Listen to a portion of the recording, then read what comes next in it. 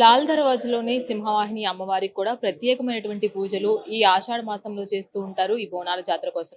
అయితే ఎటువంటి ఏర్పాట్లు చేయబోతున్నారు మనతో పాటు మాట్లాడడానికి ఆలయ చైర్మన్ ఉన్నారు. ఆయన్ని అడిగి తెలుసుకుందాం. సార్ నమస్తే సార్. నేను బి మారుతి యాదవ్ అమ్మ, చైర్మన్ సింహవాహిని శ్రీ మహంకాళి దేవాలయం.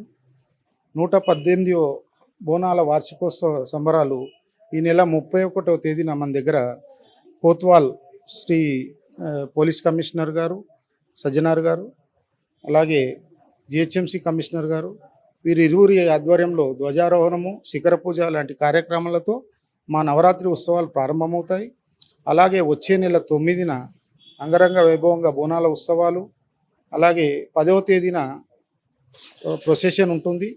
రంగం కార్యక్రమం కూడా అదే రోజు జరుగుతుంది. ఈసారి 118వ వార్షికోత్సవాలకు ఎలాంటి ఆటంకం కలగకుండా, అలాగే భక్తులకు కూడా ఎలాంటి ఇబ్బందులు కలగకుండా సత్వరమే మహిళామణులు ఎవరైతే ఉన్నారో వాళ్ళకు బోనాలది అమ్మవారికి అర్పించే ఏర్పాట్లు చేస్తున్నాము. అలాగే వృద్ధులకు కూడా ప్రత్యేక దర్శన కార్యక్రమం ఏర్పాటు చేస్తున్నాము. లక్షలాదిగా వచ్చే జనాలకు ఎలాంటి ఆరోగ్య సమస్యలు వచ్చినా మెడికల్ క్యాంపులు కూడా ఏర్పాటు చేయడం జరుగుతుంది.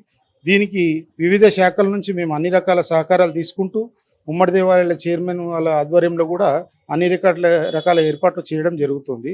అలాగే ఈ నెల 19వ తేదీన బయలుదేరి 12వ ఢిల్లీ బోనాల ఉత్సవాలు కూడా జరపబోతున్నాం.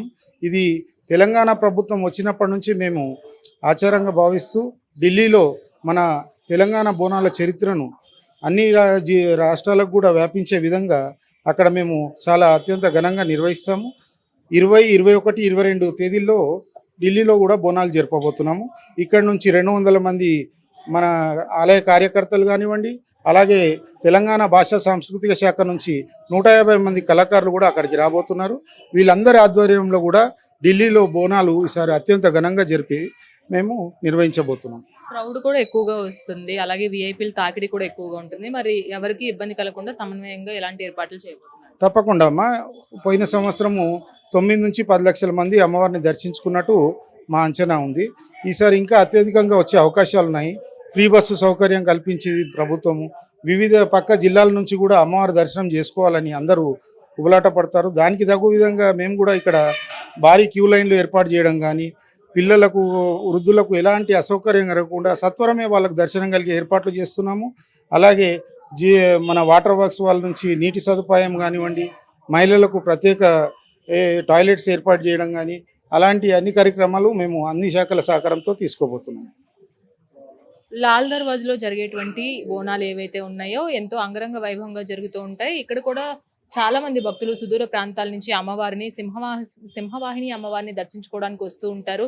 అలాగే ఇక్కడికి వచ్చే ఆలయంలోకి వచ్చే భక్తులతో పాటు అలాగే విఐపీలు కూడా ఎక్కువగా ఆ రోజు వస్తారు. కాబట్టి వాళ్ళందరికీ కూడా ఎటువంటి ఇబ్బందులు లేకుండా క్యూ లైన్ల ప్రక్రియ ఆల్రెడీ మొదలైపోయింది.